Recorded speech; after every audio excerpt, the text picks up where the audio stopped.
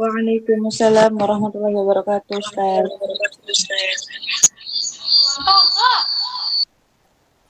Baik, kita mulai. Ya Allah, sore ini pertemuan terakhir menjelang kita UAS. Kita lanjutkan aspek kerabitan yang menjadi objek penilaian terhadap perawi. Kemarin sampai masalah ikhtilat. Terlanjutkan. Ada beberapa kaidah tentang ikhtilat. Yang pertama, bahwa masih ada yang mau masuk ya. Bahwa Bukhari dan Muslim tidak meriwayatkan dari perawi-perawi yang mukhtalid dalam sahih keduanya kecuali berdasarkan seleksi dari dua perkara berikut. Jadi memang ada perawi yang dalam biografinya tercatat sebagai biografi yang mukhtalid, artinya bercampur, kacau hafalannya kacau hafalannya. Yang pertama, antarida min tariqi man sami'a minhum qabla al-ikhtilat. Nah, yang pertama, riwayat itu bersumber dari jalur orang yang menerima hadis darinya sebelum ikhtilatnya.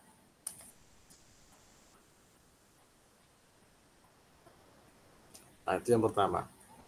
Berarti sebetulnya walaupun perawi itu tercatat sebagai perawi yang mukhtalid, tapi Bukhari dan Muslim menerima hadisnya kalau muridnya meriwayatkan dari dia sebelum dia ikhtilat. Berarti ikhtilatnya itu pada akhir hayatnya, dan hadis yang diambil oleh Bukhari Muslim ini diterima oleh muridnya sebelum dia ikhtilat. Itu yang pertama. Yang kedua, antarida min tariqin min sami'a ba'da al-ikhtilat, lakin haitsu yatawaqafu adada min al-ruwati ala zalik. Atau jalur itu bersumber dari riwayat itu bersumber dari jalur dari orang yang mendengar setelah dia ikhtilat. Artinya muridnya tadi memang meriwayatkan hadis dari guru yang ikhtilat itu setelah masa ikhtilatnya, tapi sesuai dengan sejumlah perawi lain, atau sesuai dengan periwayatan orang-orang yang siqah. Nah, itu baru diriwayatkan hadisnya oleh Imam Bukhari dan Muslim.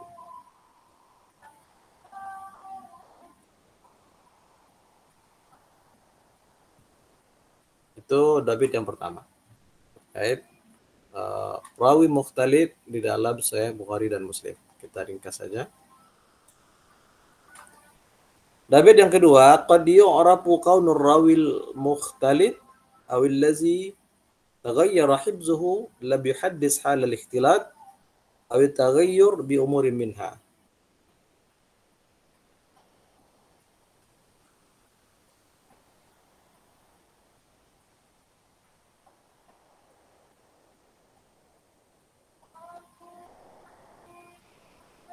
Kadang-kadang diketahui keadaan perawi yang mukhtalid itu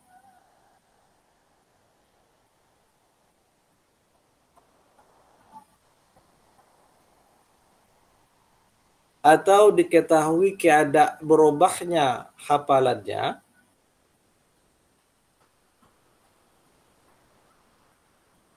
lam yuhaddi hal ikhtilat, yang dia tidak menyampaikan hadis pada masa ikhtilatnya atau pada masa berubah hafalannya, itu dengan perkara berikut. Artinya seorang perawi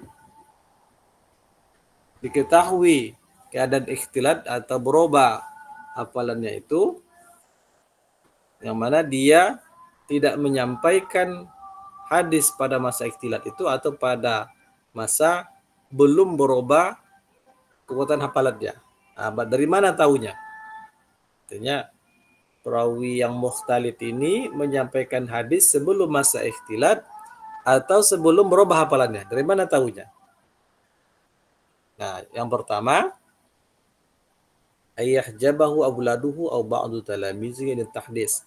Ini diketahui dari sikap murid-muridnya atau anak-anaknya yang menghalangi dia untuk menyampaikan hadis. Nah, jadi perawi dulu ada yang diingatkan atau dihalangi oleh anak-anaknya atau murid-muridnya untuk menyampaikan hadis. Apa sebab? Karena dia sudah masuk pada masa ikhtilat. Hafalannya sudah kacau. Bahaya. Kalau terus menyampaikan hadis sementara hafalannya sudah kacau, nanti menyampaikan hadis yang salah. Di antaranya ada Jarir bin Hazim al-Azdi. Nah, dia sudah ikhtilat.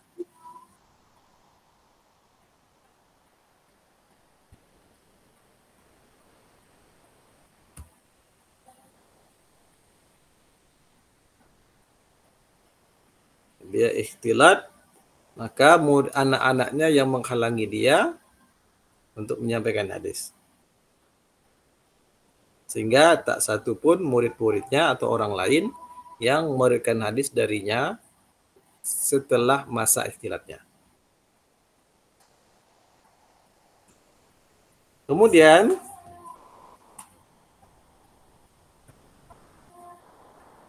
hal lain yang menghalangi dia untuk menyampaikan hadis, yaqa'at taghayyuru fi maradil maut. Nah, terjadi perubahan hafalan itu pada saat yang membawa kepada kematiannya. Berarti ya kalau sudah begitu jelas terhalang dia untuk menyampaikan hadis. Itu berkaitan dengan dhabit ikhtilat.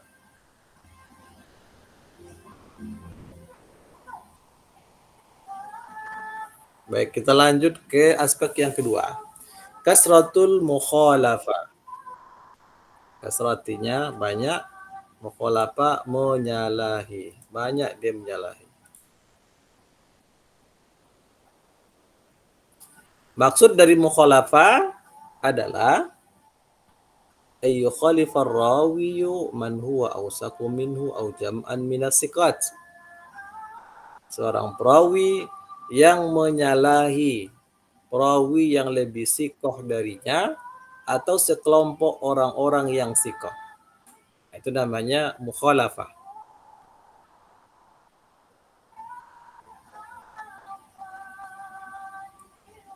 Wa yuhkamu ala riwayat allati waqa'at fiha al-mukhalafah bi hasbi ma taqtadi qawaid al-mustalah al-hadis mimma yali.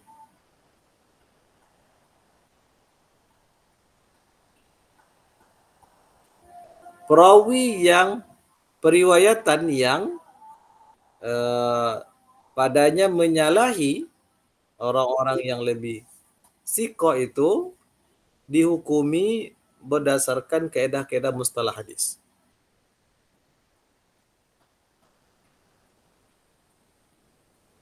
Nah, dihukumi berdasarkan kaedah-kaedah mustalah hadis. Nah, bagaimana kaedahnya? Jadi artinya bagaimana hukum periwayatan perawi yang kasra mukhalafah atau banyak menyalahi. Yang pertama,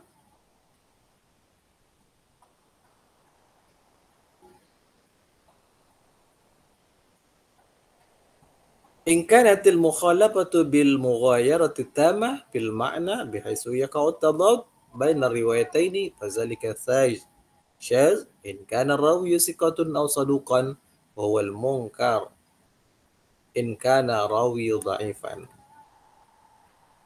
Jika mukhalafah itu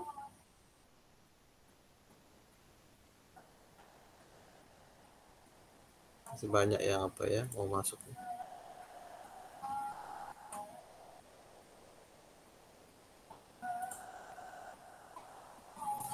Jika mukhalafah menyalahi orang lebih sikoh itu menyebabkan berubahnya makna secara sempurna,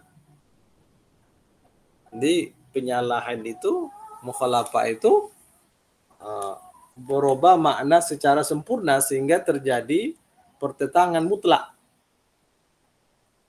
Mutlak yang tak bisa disatukan berarti. Jadi pertentangannya mutlak, tadad, maknanya benar-benar berbeda, maka yang demikian itu dikatakan saz apabila perawi itu adalah seorang yang sikoh atau soduk. Berarti di sini perawi yang menyalahi periwayatan orang banyak atau yang lebih sikoh adalah orang yang sikoh atau soduk, maka hadisnya disebut dengan saz.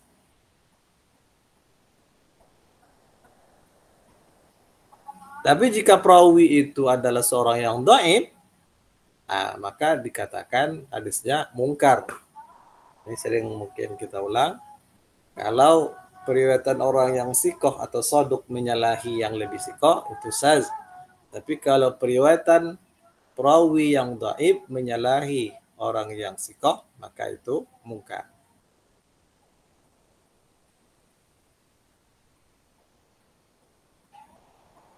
Itu yang pertama. Yang kedua,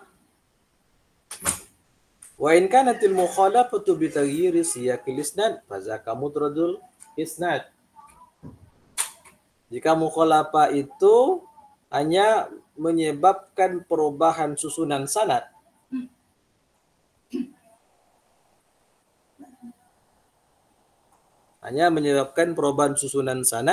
maka itu namanya mudrajul isnad. Mudraj.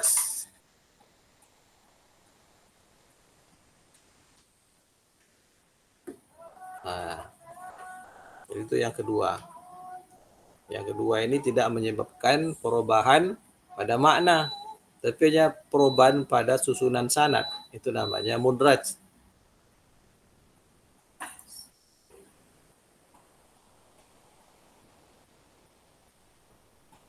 Jadi mudraj itu terjadi perubahan sanad. Yang ketiga,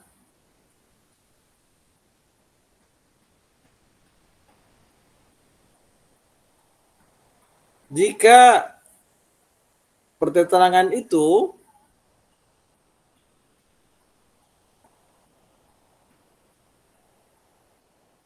mencampurkan antara atau mengganti yang mauquf menjadi marfu', itu namanya mudrajul matan. Sebetulnya hadis itu mauquf. Mauquf berarti sumber penyandarannya kepada sahabat, lalu diriwayatkan secara marfu'. Itu namanya mudrajul matni. Kalau tadi mudrajul isnad, kalau terjadi perubahan pada sanad menyalahi riwayat orang yang lebih sikoh, itu mudrajul isnad. Kalau ini mudrajul matan, yaitu hadis mauquf dia marfu'kan. Yang keempat, kalau yang terjadi itu adalah persoalan takdim wa takhir. Kalimat yang seharusnya lebih awal dia letakkan di belakang. Kalimat yang di belakang dia letakkan di depan. Itu namanya maklub. Banyak yang seperti ini. Dalam hadis Bukhari pun juga ada yang maklub. Namanya hadis tentang 7 kelompok orang di padang mahsyar nanti yang akan mendapat naungan yang tidak ada naungan selain daripada naungan Allah. Yang keenam itu adalah rajulun tasaddaqa bi shadaqatin fa akhfaha. Seorang laki-laki yang gemar bersedekah, kemudian dia sembunyikan sedekahnya. Dalam satu ayat disebutkan hatta la ta'lama shimaluhu ma tunfiqu yaminu. Sampai-sampai tangan kirinya tidak mengetahui apa yang diinfakkan tangan kanannya. Tapi dalam riwayat lain, hatta la ta'lama yaminu ma tunfiqu shimalu. Sehingga tangan kanannya tidak mengetahui apa yang diimpakan tangan kirinya. Itu terbalik. Itu namanya makhluk. Nah, jadi kalau yang makhluk itu perawi yang yang lemah ataupun perawi yang sikoh menyalahi perkataan orang yang lebih sikoh. Yang kelima, wa in kanat bi ziyadati rawin fil isnad ma'a wuqu'i tasrih bis sama' fi tariqin naqisah bi mawdi' ziyada fazakal al mazid fi muttasilil asanid. Jika terjadi penambahan seorang perawi pada isnad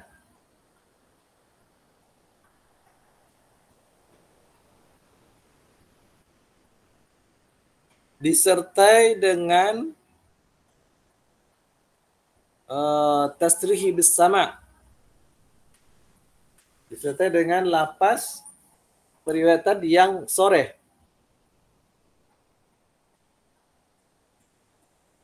Fitorikin nakisah, pada jalur yang nakisah kurang,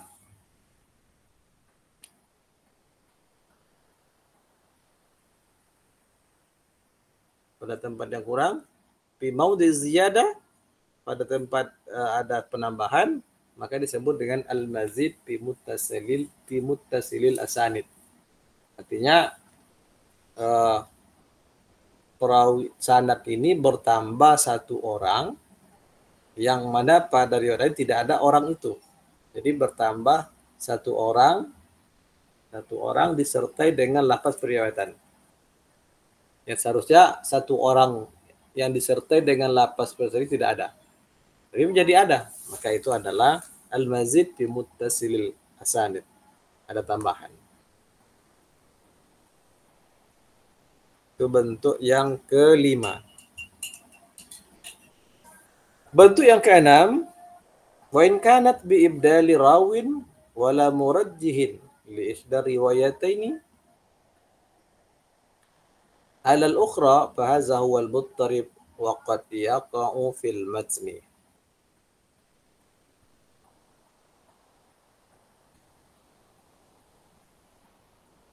Jika terjadi pergantian atau perubahan seorang perawi dan tidak ada bukti yang kuat atau bukti yang menguatkan salah satu dari dua perawi yang antara yang mengganti dengan yang digantikan. Nah, ini juga disebut dengan muttarib. Artinya begini. Dalam jalur itu, umpamanya dari Nabi, dari Abdullah bin Umar, dari Nabi, dari Sipulan, lalu dari Al-Humaidi, dari Pulan ke Pulan. Nah, Pulan ini dalam satu jalur adalah namanya si A. Di jalur lain namanya si B. Muridnya sama, gurunya sama. Nah, maka yang berbeda ini, nah, itu yang dimaksud di sini. Artinya muttarib, dalam satu jalur gurunya adalah si A, dalam jalur lain gurunya si B. Itu namanya muttarib. Muttarib yang terjadi pada sanad. Nah, dan kadang muttarib ini juga terjadi pada matan.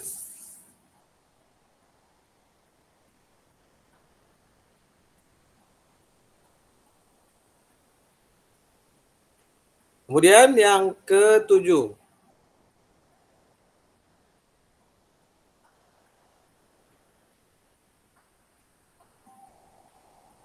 jika yang terjadi adalah perubahan huruf, perubahan satu huruf atau beberapa huruf,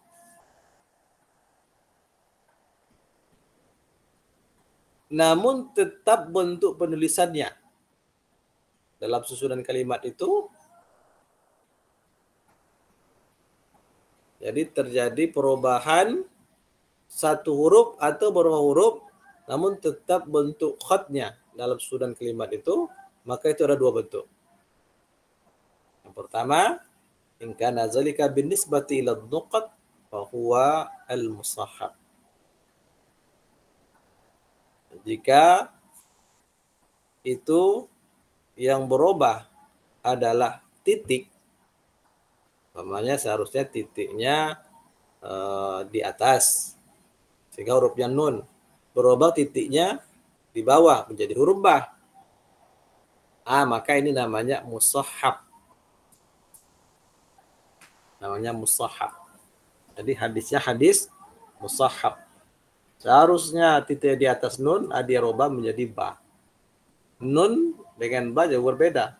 Tentu ini merubah makna. Itu namanya hadis musahhab. Dan yang kedua, kalau yang berubah itu baris, seharusnya barisnya fathah, lalu dia kasih baris marfu umpamanya. Maka itu namanya muharrab. Musahhab yang merubah titik, muharrab yang merubah baris. Itu yang kedua. Yang ketiga,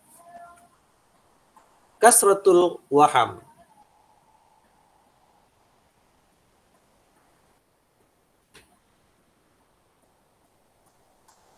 Banyak melakukan waham.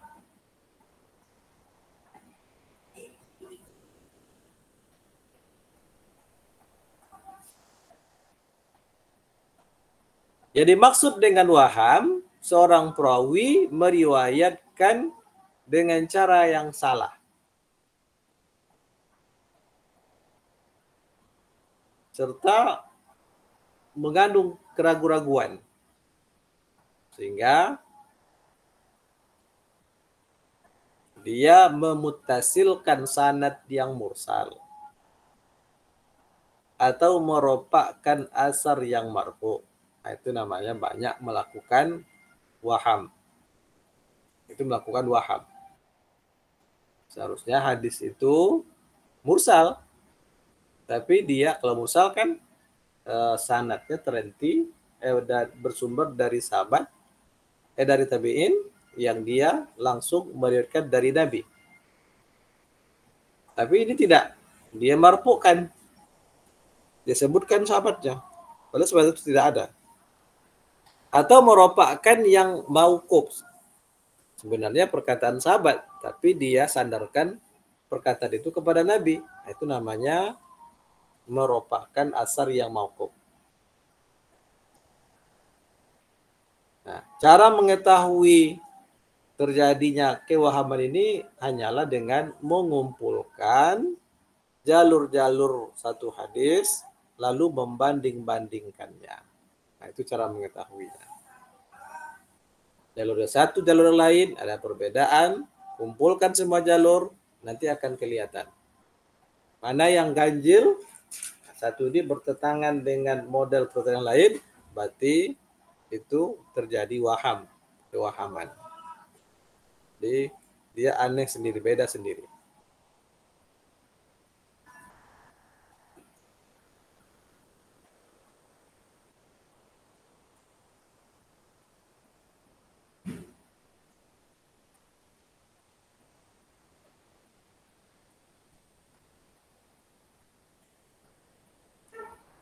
Itu waham.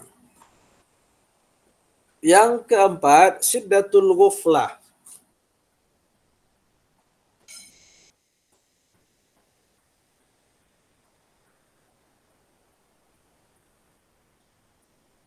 Lalai yang bersangatan. Itu namanya syiddatul ghuflah.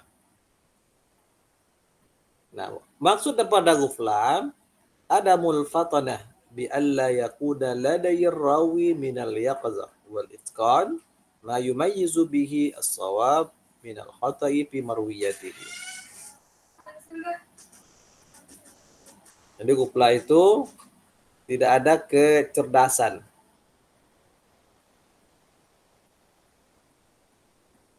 Atau kecakapan. Di mana seorang perawi itu tidak memiliki yaqaza wal itqan. Yaqaza itu kemampuan kesadaran yang penuh serta sikap profesional yang bisa dia membedakan antara yang benar dengan yang salah dalam periwayatannya. Itu namanya ghuflah. Bisa membedakan periwayatannya yang benar dan yang salah.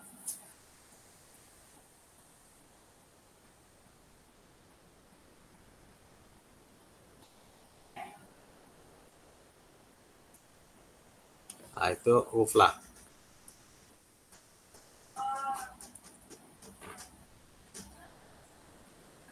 Yang kelima, berikutnya, perbedaan antara waham dengan ghuflah.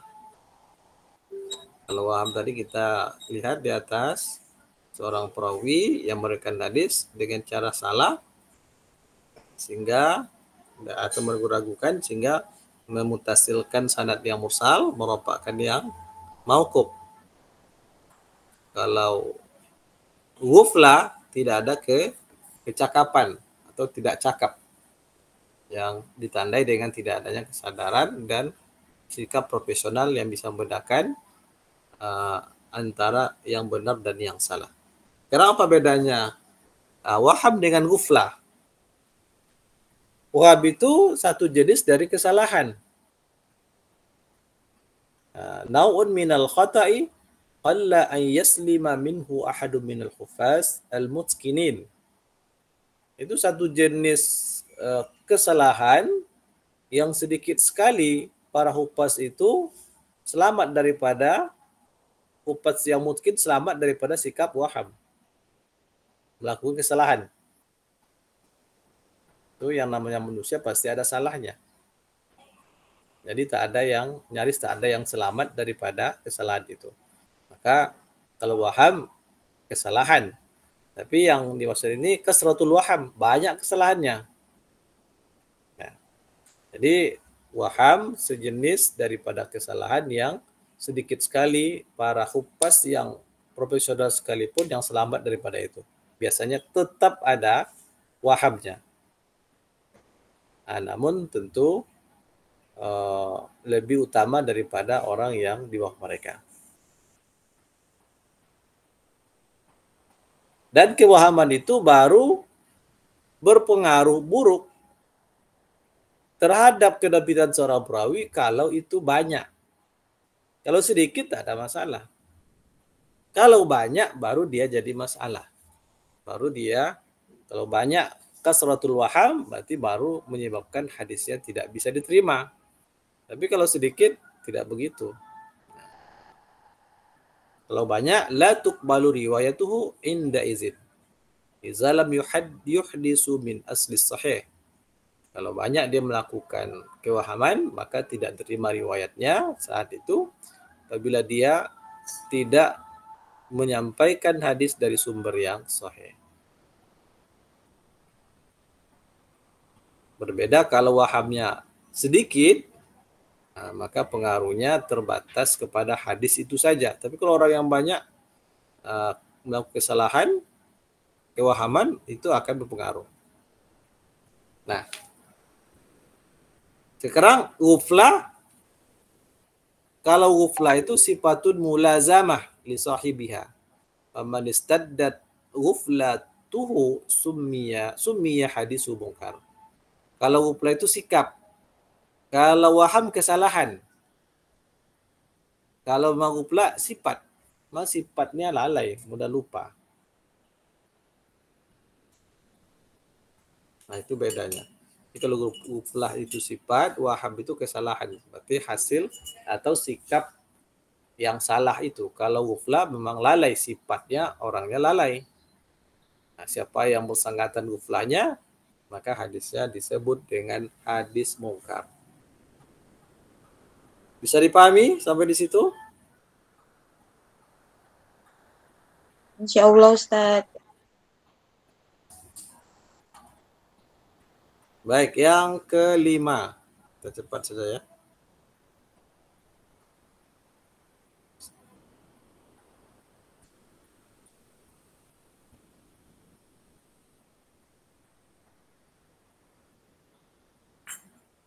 Alhamdulillah. Aspek yang kelima, fuhsyul ghalat. Fuhsyu itu keji yang bersangatan. biasanya fahisah itu dosa besar, itu berkaitan dengan zina, karena zina itu adalah perbuatan yang sangat keji. Disebut dengan kata fahis. Sekarang fuhsyu, bersangatan. Apa maksudnya? Fuhsul ghalat artinya ayyazida khata'ur rawi ala sawabihi ziyadatan fahisha. Yakhruju biha anil itibari fil mutaba'ah wala yuqawwi ghairahu wala yataghawwa bi ghairihi wa yu'addu, ada maksudnya, wa yu'addu ma tafarrada bihi munkaran kama huwa al-halu fi riwayatil zahiril fiski wa syadidil ghufla.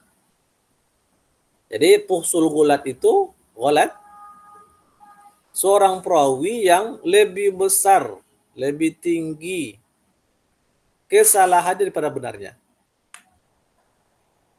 Dengan jauh lebih tingginya kesalahan daripada benarnya itu. Bukan, namanya bukan antara 45 dengan 55. Pokoknya kesalahannya lebih kurang 55%.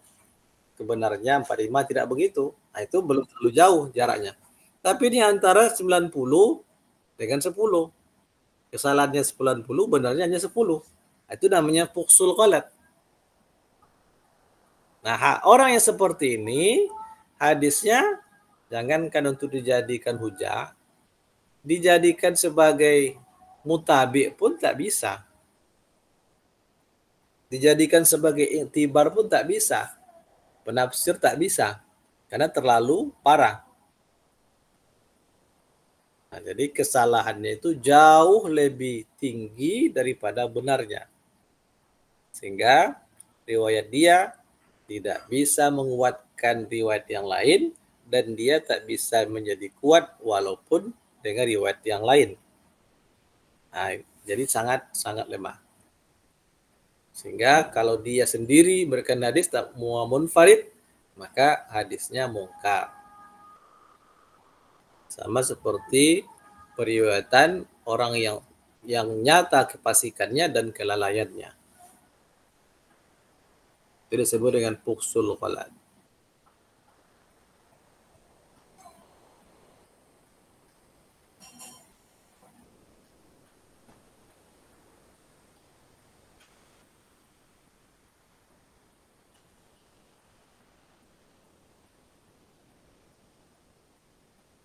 Baik, kita masuk bagian yang terakhir.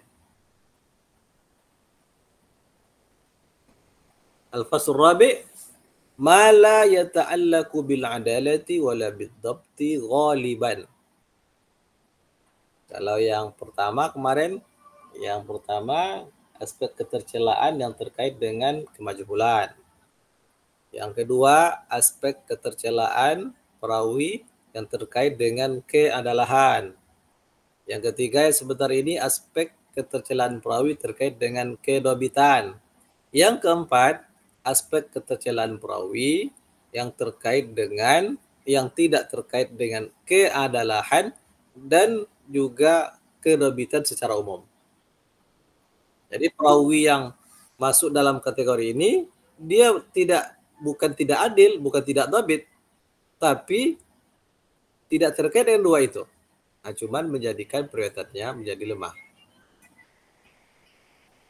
Nah, hal ini ada 3.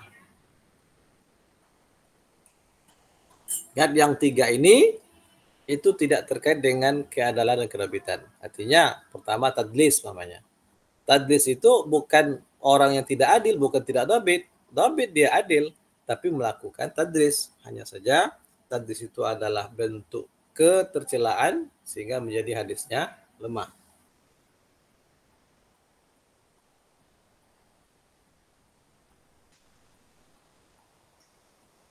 Yang kedua, kasratul irsal.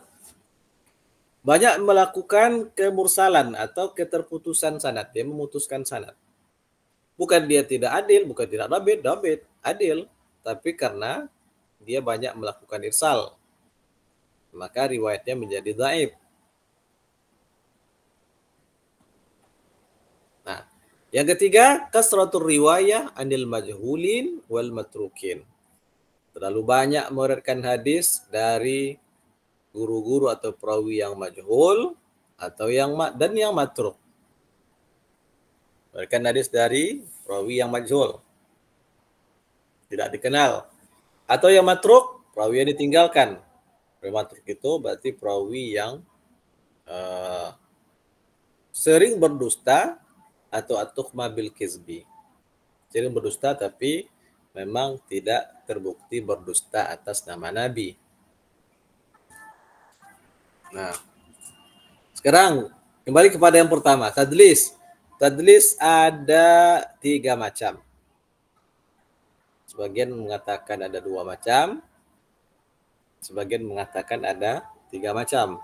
Yang pertama, tadlisul isnad.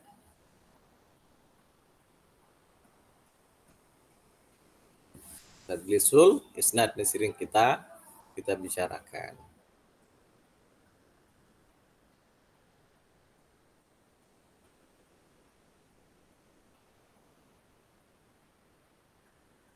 Namanya seorang perawi, yaitu seorang perawi meriwayatkan dari guru yang memang menjadi gurunya, tapi dia tidak mendengar langsung dari guru itu dengan sigat tahtamilus sama, dengan sigat penerimaan as-sama, mendengar langsung atau bukan dengan sigat itu.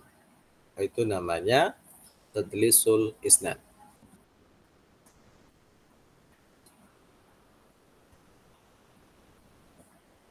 Kita tidak berpanjang-panjang di sini. Yang kedua, tadlisu at-taswiyah.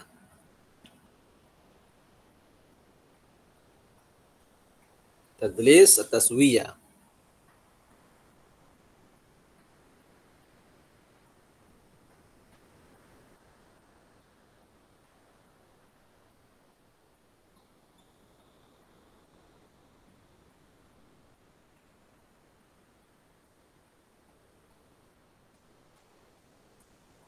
Yang dimaksud dengan tadlisul taswiyah, ayarwiyal mudallisu hadisan yusarrihu fihi sama' min sayhihi.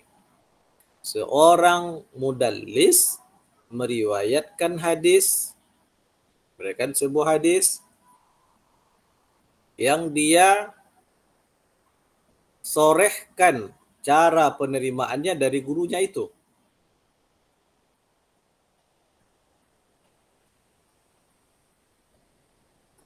Kemudian dia gugurkan dari sanad itu perawi yang dhaif.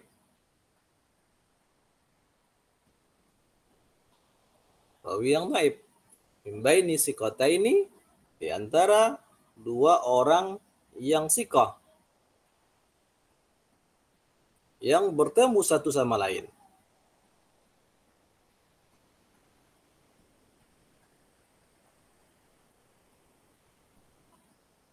Walaisal awal minhuma bimudallis.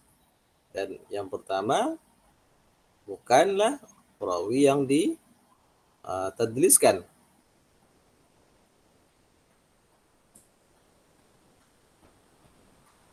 Wayatil mudallis bilafzi muhtamil li sama'i awwal siqataini minal akhar. Lalu si mudallis ini menyebutkan periwayat dengan lapas yang sore di antara 2 orang yang sikoh tadi.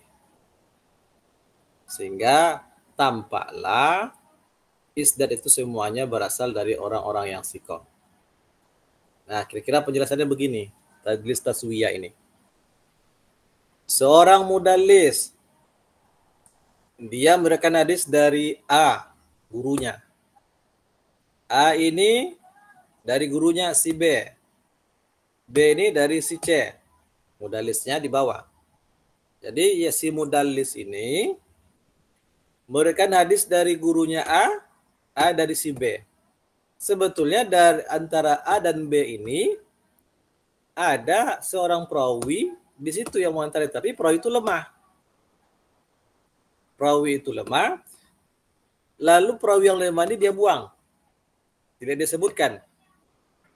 Apa sebab? Karena antara gurunya A dengan B ini itu memang bertemu. Karena bertemu itulah, maka dia buanglah perawi yang dhaif tadi. Apa tujuannya? Kalau ada, supaya hadisnya bisa diterima orang. Karena kalau perawi yang dhaif ini ada, tentu tidak akan diterima orang. Jadi dia mentadliskan bukan gurunya, tapi guru dari gurunya. Atau orang dhaif yang menjadi sumber pengambilan hadis oleh gurunya. Lalu yang dhaif dia sebutkan, dan gurunya ini bertemu langsung dengan gurunya pula. Dia harus jelaskan pakai papan tulis ini. Paham tak kira-kira? Insyaallah Ustaz. Insyaallah Ustaz. Kalau bisa, oke. Baik. Itu tadlisul taswiyah. Kalau tadlisul isnad tadi, seorang perawi tidak menyebutkan orang yang menerima hadis dari gurunya. Berarti dia tidak terima langsung dari gurunya, tapi melalui orang lain. Orang lain itu dia tidak sebutkan. Kalau tadlisul taswiyah, orang yang tidak sebutkan itu adalah guru dari gurunya. Kira-kira begitu. Yang ketiga ada tadlisus suyukh.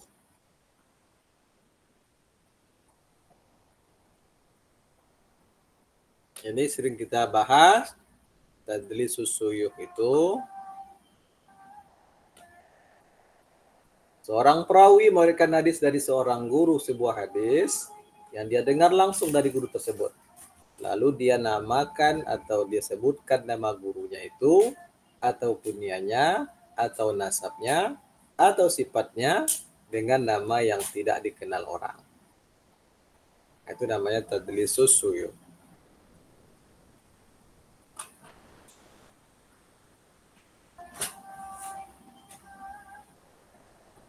Nah, kalau pada tadlisus suyukh, asarul naw'is salis fi usulil hukmi ala sahih rahwi, itu berjahalah. Akhirnya pada bentuk tadlis yang ketiga itu akan menjadikan perawi itu sebagai perawi yang majhul. Baik, kita tidak berpanjang-panjang di sini. Ini sebanyak ya.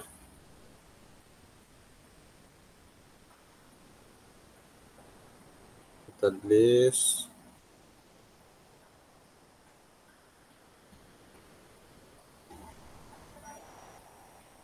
Kita lanjut saja kepada kasratul irsal. Ini banyak sekali kaedahnya. Ini buku-buku yang berisikan tentang tingkatan-tingkatan mudallis. Baik, yang kedua kasratul irsal. Rawi yang banyak melakukan pemutusan sanad.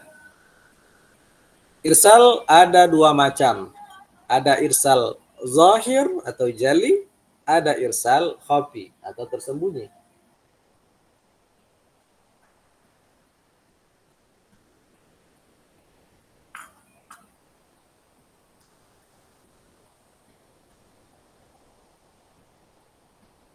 Irsal zahir itu adalah yu'rafu bi adabil mu'asarati bainar rawiyaini. Diketahui bahwa perawi yang melakukan irsal, perawi yang dimursalkan itu antara guru dan murid itu tidak hidup sezaman.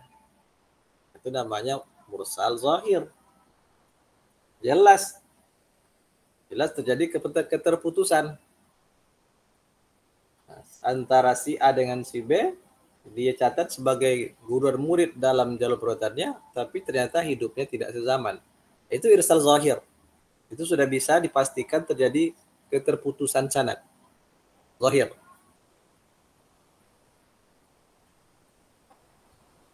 Irsal khafi itu adalah antara guru dan murid itu memang tak pernah terjadi liqa, tapi keduanya hidup sezaman. Itu namanya irsal khafi. Irsal khafi ini yang paling sulit membuktikan. Kalau irsal muasarah, irsal zahir, nah itu mudah saja. Lihat biografinya, ternyata mereka tidak hidup sezaman, berarti jelas terjadi pemutusan sanad. Tapi kalau mereka hidup sezaman, harus lebih dikaji, lebih dalam lagi.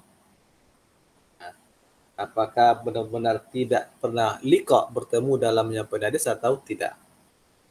Kalau dari sirahnya atau sejarah tarikhnya, biografinya, si A gurunya hanya berada di Madinah, tak pernah ke Basrah namanya. Sementara murid yang disebutkan dalam riwayat ini hanya berada di Basrah dan tak pernah ke Madinah.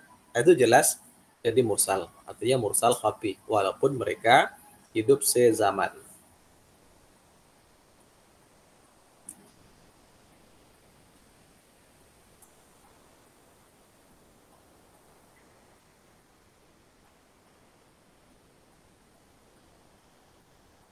Itu mursal atau irsal. Kita lanjut saja, ini banyak sekali pembahasannya. Yang penting antum mengetahui apa saja bentuk-bentuk ketercelaan atau kejarahan, bukan kejarahan ya, yang menjadikan sebuah hadis itu lemah dari sisi kasratul irsal. Rawi yang banyak melakukan kemursalan. Aspek yang ketiga, kasratul riwayah anil majhulin wal matrukin.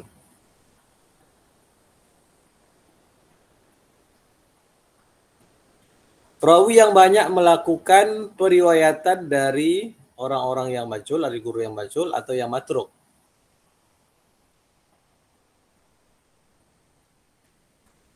Apa sebabnya?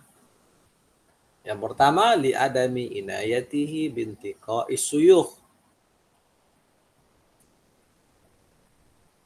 Dia tidak terlalu peduli untuk menyeleksi guru-guru. Nah, sehingga dia banyak memberikan hadis dari perawi yang majhul dan orang-orang yang matruk. Tak peduli dengan seleksi guru. Dia tidak menyeleksi gurunya. Maka dalam periwayatan hadis, guru harus diseleksi. Tapi kalau dalam belajar ilmu, yang penting diseleksi itu adalah kepakaran, bukan kepribadian. Kalau ingin belajar ilmu fikih, cari yang paling fakih. Kalau ingin belajar ilmu tafsir, cari yang paling paham ilmu tafsir. Kira begitu. Tapi kalau hadis, lihat dulu orangnya dhafir apa tidak, sikoh apa tidak. Nah, dikenal apa tidak.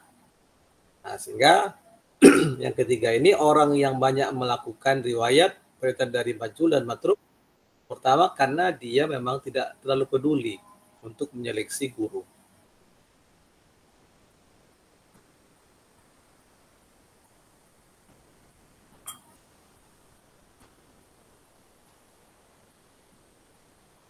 Yang kedua, wa adamut tamakkun minal wuqufi ala halil majhulin.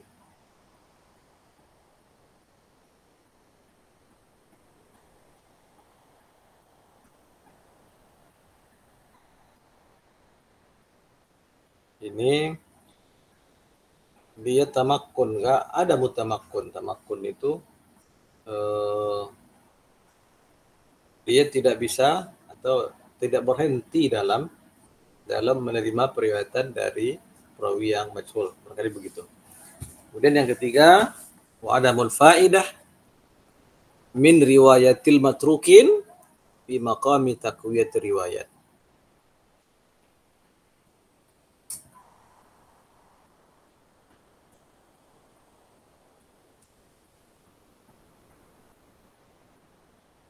Tidak ada faedah dari riwayat-riwayat yang matruk pada makam penguatan riwayat.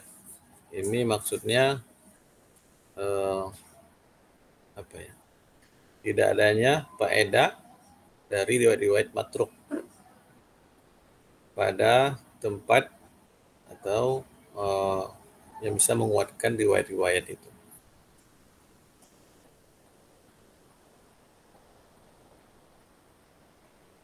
Ini penjelasan pengaruh tidak adanya seleksi guru tadi.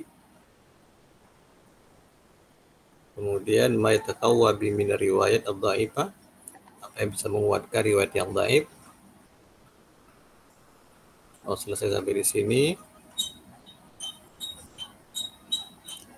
Baik, jadi intinya yang ingin kita ketahui betul, ada tiga aspek yang menyebabkan lemahnya suatu periwayatan yang tidak terkait dengan aspek keadalan dan kedobitan. Yang pertama tadi tadlis,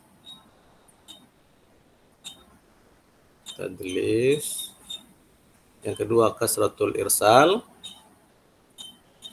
banyak melakukan irsal, keputusan sanad. Kemudian yang ketiga kasratul riwayah adalah majhulin, banyak berikan hadis dari guru-guru yang majhul dan matruk. Nah, barangkali sampai di sini pembahasan kita tentang jarh wa ta'dil yang kedua pada ilmu jarh ta'dil yang dua ini sampai di sini, dan kita anggap pertemuan kita selesai. Insyaallah minggu berikutnya kita akan laksanakan ujian akhir semester atau UAS. Ada pertanyaan sampai di situ?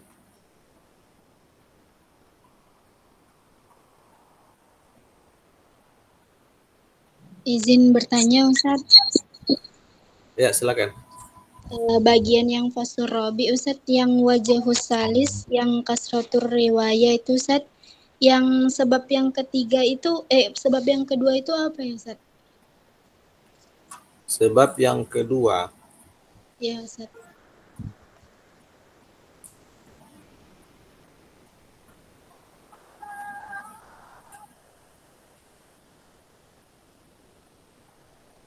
Mana tadi letaknya ini?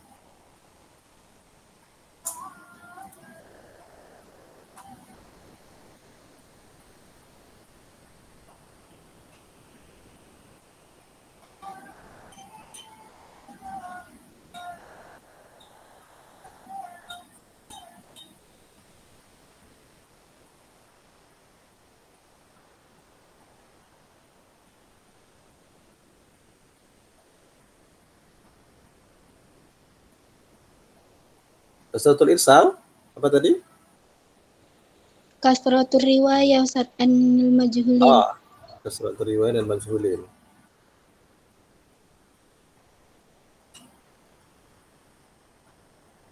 Ini dia. Baik. Kasratul riwayah dan majhulin wal matrukin, perawi yang banyak meriwayatkan dari guru yang majhul dan matruk. Majhul tidak dikenal, matruk perawi yang atuh mabil kizbi, yang dikenal atau tertuduh melakukan dusta. Wa inna ma yu'addu zalika muntakidan ala rawi mimma yalih. Dan para perawi yang dikritik dalam aspek ini hanyalah disebabkan oleh perkara berikut. Yang pertama, karena tidak terlalu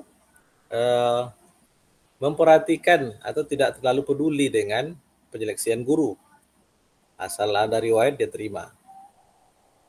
Kemudian dia juga tidak terlalu menguasai tentang keadaan perawi-perawi yang majhul. Nah, dia tidak terlalu menguasai atau tidak bagaimana perawi-perawi yang tidak dikenal itu, bagaimana cara berkenal hadis daripada mereka atau mereka yang harus ditinggalkan. Jadi dia memang sudah tidak mengenal perawi itu, tapi dia diriwayatkan hadisnya juga. Kalau yang pertama tadi tidak ada kepedulian dalam menyeleksi guru. Yang kedua, dia memang tidak terlalu menguasai tentang atau tidak terlalu menguasai lah tentang keadaan perawi yang majhul. Kalau bandingkan dengan Ibnu Hibban, dia mengeluarkan hadis dari perawi yang majhul. Tapi syaratnya ada 5. Tidak begitu mudah dia menyesuaikan hadis yang diriwayatkan oleh perawi yang majhul. Kalau dia tidak peduli dengan itu, Berarti hanya menurut dia bisa diterima, mungkin karena muridnya orang yang sikoh, maka dia riwayatkan juga. Nah, yang ketiga, wa ada min faidah min riwayatil matrukin fi taqwiyatir riwayah. Tidak ada faedah dari riwayat-riwayat matruk itu untuk menguatkan riwayat yang lain. Itu yang ketiga. Jadi perawi yang banyak melakukan, mereka dari perawi yang majul itu tidak ada faedahnya. Tidak bisa menguatkan. Dia sendiri lemah dan tidak bisa menguatkan riwayat yang lain yang juga lemah. Tidak saling menguatkan. Itulah kritik terhadap perawi yang banyak melakukan periwayatan dari guru yang majhul atau guru yang matruk. Nah, intinya antum harus tahu bahwa dhaifnya sebuah hadis bukan hanya dari persoalan majhulnya, keadalahannya, kedebitannya, tapi ada 3 masalah yang lain yang juga bisa menjadikan sebuah hadis itu dhaif. Nah, inilah yang pertama, ada tadlis, yang kedua kasratul irsal, yang ketiga kasratul riwayah adil majhulin wal matrukin. Nah, itu kira-kira. Syukran Ustaz. Baik, barangkali kita cukupkan sampai di sini. Jadwal ujian kita tanggal 19 ya? Ya. Ya Ustadz. Kita pukul berapa? Yang 8.45 atau yang 10.30? Kalau untuk kelas A jam 8.45 Ustadz, untuk kelas B jam 10.30. Oh iya ya. Kalau hari Jumatnya antum ada waktu? Ada ujian? Kalau Jumatnya full, insya Allah Ustaz, minggu depan ujian. Hah? Minggu depan full penuh? Iya Ustaz. Hari Jumat. Atau hari Sabtu? Sebab saya khawatir, Ustaz khawatir di hari Kamis itu juga tak bisa. Atau kalau kita masuk pukul 6.30 hari Kamis.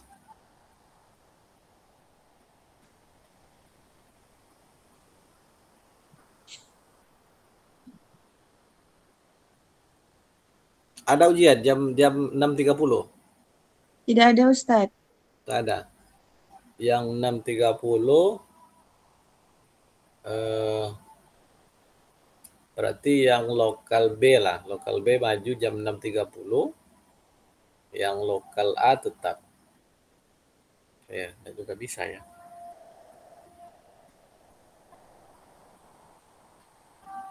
Inilah yang lokal B itu jam 6.30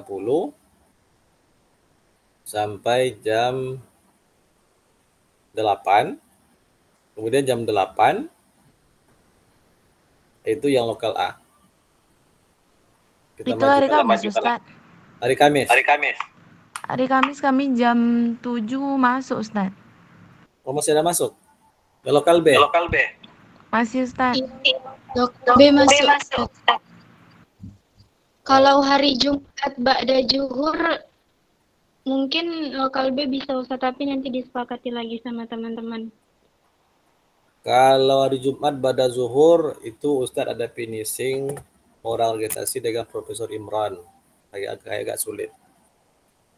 Kalau paginya, pagi Jumat ada? Kosong? Ada Ustaz. Jam berapa? Jam 8.45 Ustaz. Jam 7 kosong Ustaz. Jam 7 kosong, hari Jumat? Iya Ustaz.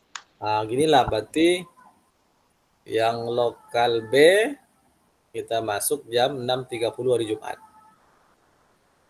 Karena hari Jumat itu Jam 10 ada tamu dari Malaysia ini. Habis Jumatnya ada itu dengan Prof. Imron persoalan finishing borang vegetasi. Nah, jadi kalau begitu yang lokal A kita masuk seperti biasa. Yang lokal B hari Jumat.